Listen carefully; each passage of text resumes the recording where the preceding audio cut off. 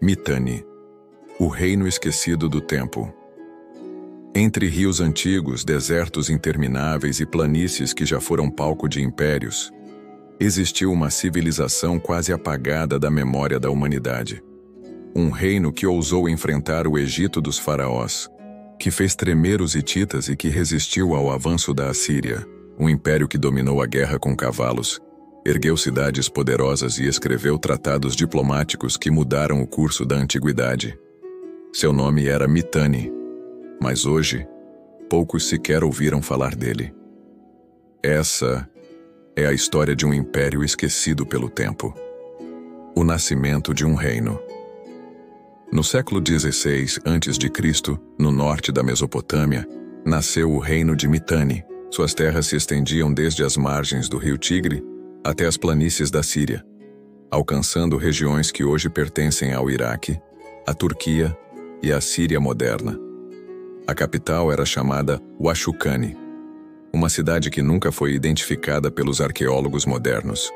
Seu nome ecoa em tábuas de argila, mas suas ruínas permanecem ocultas, talvez sob a areia, talvez sob aldeias modernas. Um mistério que ainda intriga historiadores. Um povo misterioso. Quem eram os Mitanni? Essa é a pergunta que desafia os estudiosos até hoje. A elite dominante, conhecida como Mariano, parecia ter origens indo-europeias. Eles usavam nomes ligados aos deuses védicos: Indra, Mitra, Varuna. Suas tradições lembravam os povos arianos que mais tarde se espalhariam pela Índia. Mas a população em geral falava o idioma hurrita. Era um reino multicultural, liderado por guerreiros estrangeiros, mas sustentado por povos locais. Um encontro raro entre culturas, que deu origem a um dos impérios mais enigmáticos do Oriente Antigo. Os mestres da guerra. Mitanni se destacou em um campo decisivo: a arte da guerra com cavalos. Foram eles que transformaram a carruagem em uma arma letal. Seus engenheiros criaram rodas mais leves, feitas com raios, tornando os carros mais rápidos e manobráveis. O segredo estava não apenas nas carruagens, mas no treinamento dos cavalos. Em Hattusa, capital dos hititas, foi encontrado um manual escrito por um mestre Mitanni chamado Kikuli, um tratado que descreve dietas, exercícios e técnicas de resistência. É considerado até hoje o mais antigo manual de equitação da história. Com essas técnicas, os Mitanni dominavam os campos de batalha. Seus carros avançavam com velocidade, arqueiros disparavam flechas de dentro deles, e o inimigo mal tinha tempo de reagir. A ascensão do Império. Ao dominar as rotas comerciais do Oriente Médio, Mitanni tornou-se rico e poderoso. Controlava passagens entre a Anatólia, a Mesopotâmia e o Levante. Seus portos fluviais eram pontos estratégicos para o comércio de metais, madeira e cavalos. Foi nesse período que os reis Mitanni, como Parshatatar e Shutarna II, expandiram seu domínio sobre cidades como Alepo, Mari e até Nínive. Com suas alianças, conseguiram se impor até mesmo contra o poderoso Egito dos faraós.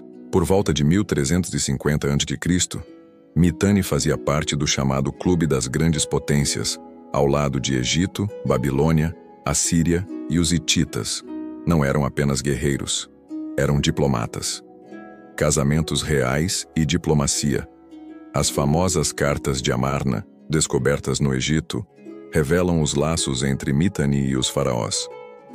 O rei Tushratta enviava presentes de ouro, pedras preciosas e cavalos para o Egito, e como parte das alianças, princesas Mitanni eram enviadas para casar com faraós.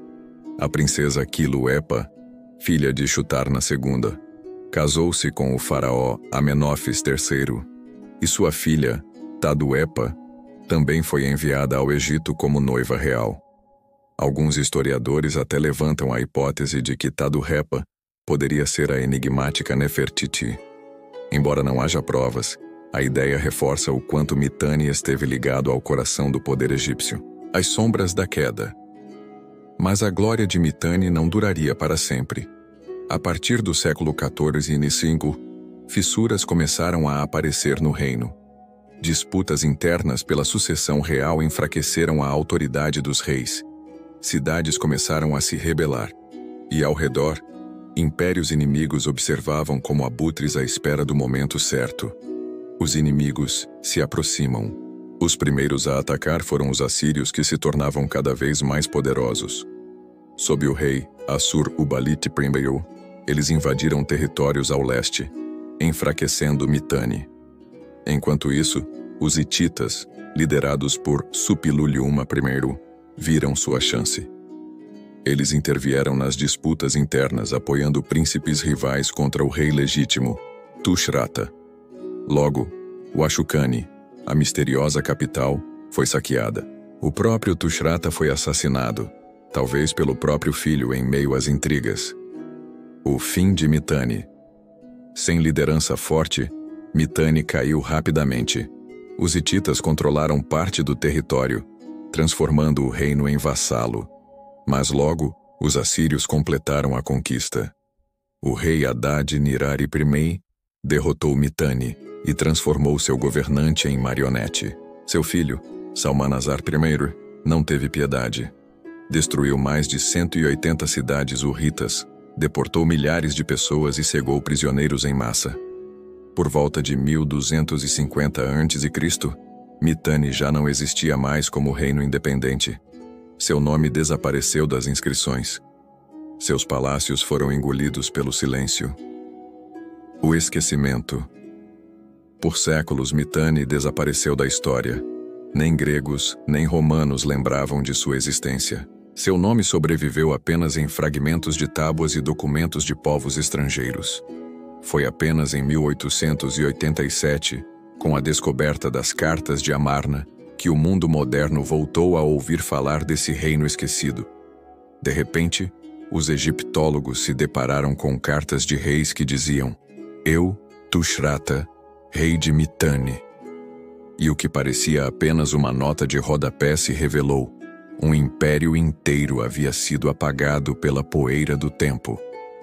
Mitanni foi um império real.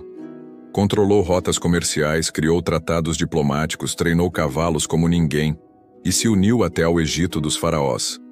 E, no entanto, desapareceu quase sem deixar rastros. É um lembrete cruel de que o poder é passageiro, de que até os maiores reinos podem ser engolidos pelo esquecimento e de que a história da humanidade ainda guarda segredos enterrados, esperando para serem redescobertos. Mitanni foi grande, Mitanni foi poderoso, mas hoje é apenas um eco nas areias da Mesopotâmia. E se Mitanni desapareceu quase sem deixar rastros, quantos outros impérios esquecidos ainda esperam para serem lembrados? No próximo episódio, viajaremos até outra civilização apagada pelo tempo. Prepare-se para conhecer os hititas.